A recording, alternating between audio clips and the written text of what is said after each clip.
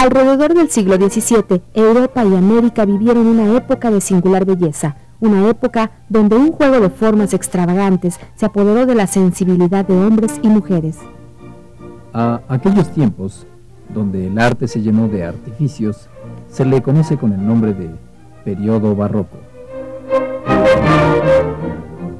Aunque no se conoce a ciencia cierta el origen del término barroco, se piensa que deriva de una palabra utilizada en Francia durante la Edad Media para denotar algo extravagante o complicado.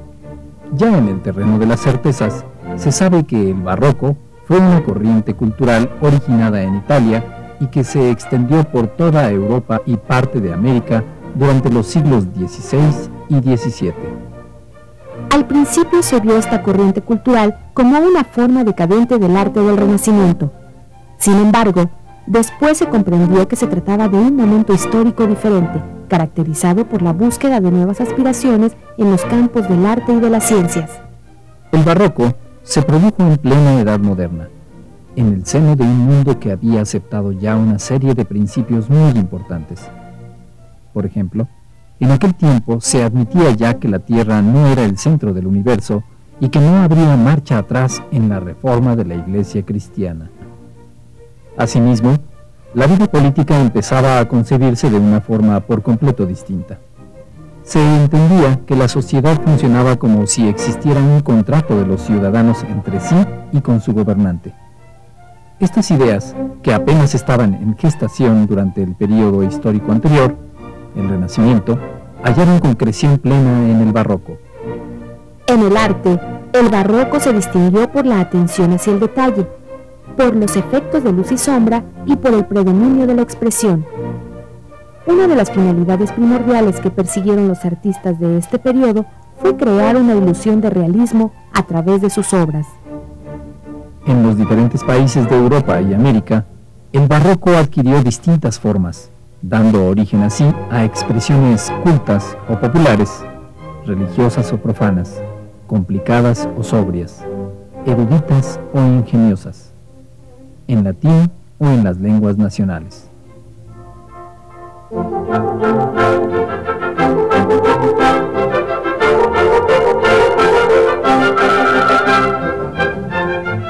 Fue durante este periodo que floreció la obra de Juan Sebastián Bach, uno de los máximos representantes de la música barroca, quien perfeccionó el género de la fuga. Este género musical se distingue por la repetición sucesiva de un mismo tema por las distintas voces a modo de contrapunto o respuesta. Es decir, que la fuga se caracteriza por la repetición de ciertas líneas musicales y mediante este recurso se establece una suerte de diálogo sonoro.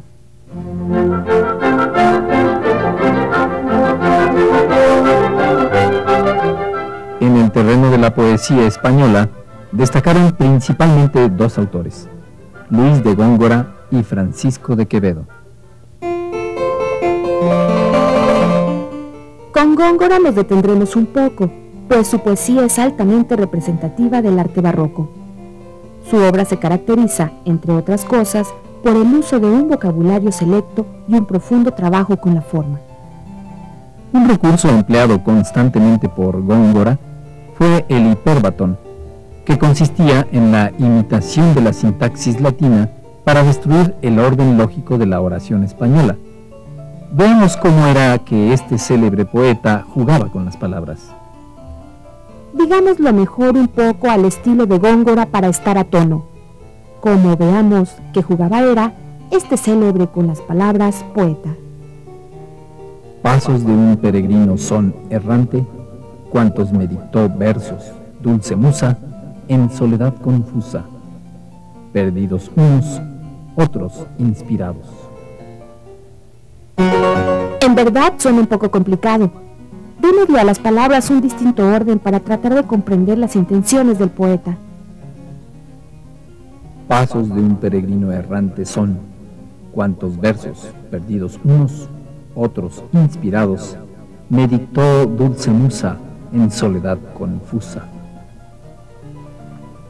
Si lo tomamos en palabras comunes y corrientes, destruiremos el poema, pero así tal vez podamos esclarecer aún más el sentido de los versos de Góngora. los versos que me dictó una dulce musa cuando estaba yo en una soledad confusa, son pasos de un peregrino errante. Algunos de esos versos son pasos perdidos y otros son pasos inspirados.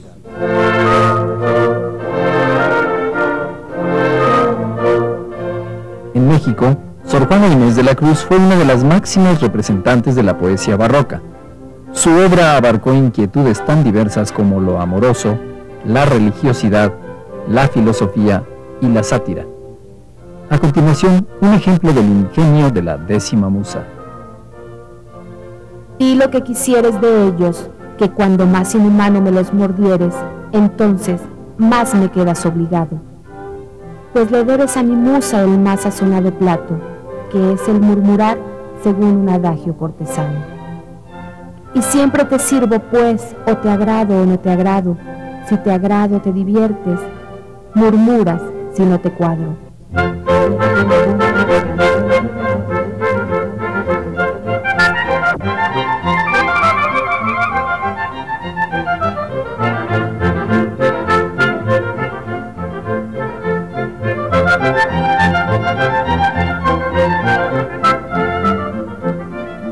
Durante el periodo barroco, no solo hubo interesantes avances en las artes, las ciencias registraron también descubrimientos muy importantes. En aquella época, Inglaterra era una gran potencia política, comercial y científica. Esa nación fue la cuna del más notable físico de todos los tiempos, Isaac Newton. Newton era un inquieto ciudadano que desde muy joven se sintió llamado por el camino de la ciencia y del conocimiento. En uno de sus experimentos, logró reproducir los colores del arco iris sobre una pared blanca. Para conseguirlo, Newton hizo pasar un rayo de luz solar por un prisma. De esa manera, demostró que el arco iris debía su colorido a la descomposición de la luz del sol cuando atravesaba las gotas de agua. A pesar de las numerosas investigaciones que realizó sobre la luz, Newton no pudo desentrañar todos los misterios de este fenómeno de la naturaleza. Sus investigaciones más importantes no fueron en el terreno de la óptica, sino en el de la mecánica, donde pudo aclarar los enigmas del movimiento tanto en la tierra como en el cielo. Basado en sus indagaciones, Newton enunció la ley de la gravitación universal.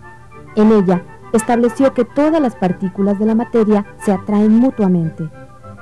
A partir de esta ley, el físico inglés comprobó que dicha fuerza de atracción era suficiente para explicar todos los movimientos de la Luna, de los planetas y hasta de los cometas y otros astros. Los descubrimientos de Isaac Newton revolucionaron el conocimiento científico y ayudaron a los hombres que vendrían después de él a comprender fenómenos muy diversos, como por qué una manzana cae de un árbol hacia el piso o por qué un transbordador espacial se eleva entre los cielos. Los trabajos de Newton representaron una cumbre de la física. Sin embargo, el físico inglés reconoció siempre la obra de los científicos que le precedieron, desde Euclides hasta Kepler. Si logré ver más allá que otros hombres, decía Newton, fue solo porque estuve de pie en hombros de gigantes.